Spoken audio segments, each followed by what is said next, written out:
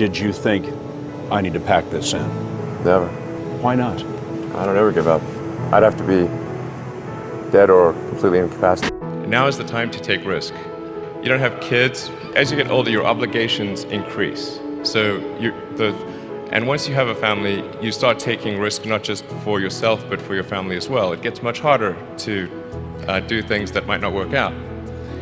So now is the time to do that before you have those obligations. So I would encourage you to take risks now, to do something bold. How well you want to do, and particularly if you're starting a company, you need to work super hard. So what does super hard mean?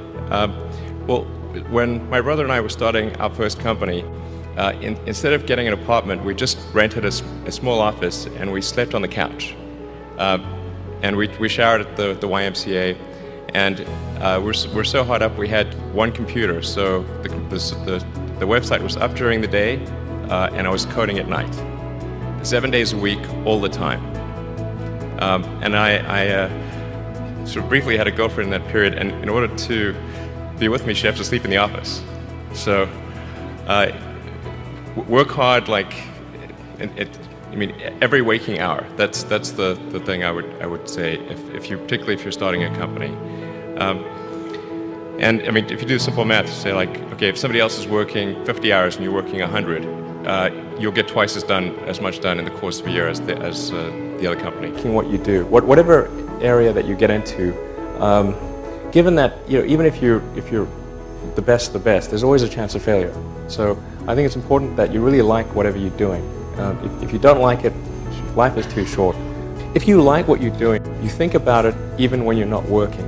I mean, it's something that your mind is drawn to, and if you don't like it, you just really can't make it work, I think. So many people try to talk me out of starting a road company. It was crazy. One good friend of mine collected a whole series of videos of rockets blowing up and made me watch those. He just didn't want me to lose all my money.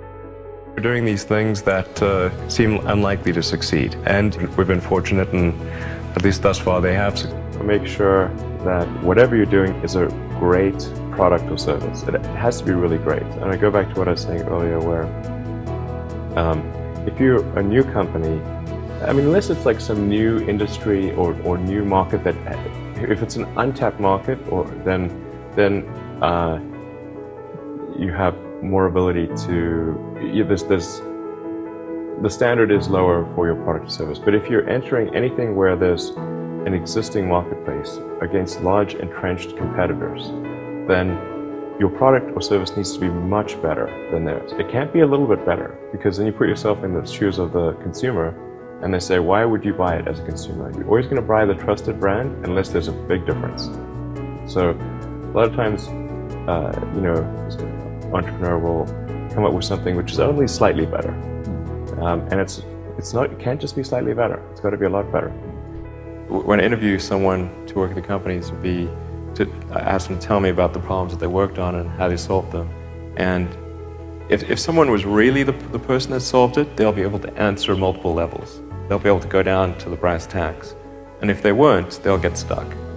And then you can say, oh, this person was not really the person who solved it, because anyone who struggled hard with a problem never forget. If you're creating a company or if you're joining a company, the most important thing is to attract great people. So either join a group that's amazing, that you really respect, or if you're building a company, you've got to gather great people. I mean, all a company is a group of people that have gathered together to create a product or service. And so depending upon how talented and hardworking that group is, and the degree to which they are focused cohesively in a good direction, that will determine the success of the company. So do everything you can to gather great people if you're creating a company. A lot of companies get confused. They spend money on things that don't actually make the product better. For example, at Tesla, we've never spent any money on advertising.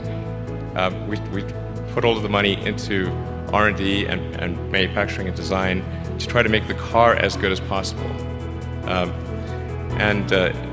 think that's the way to go.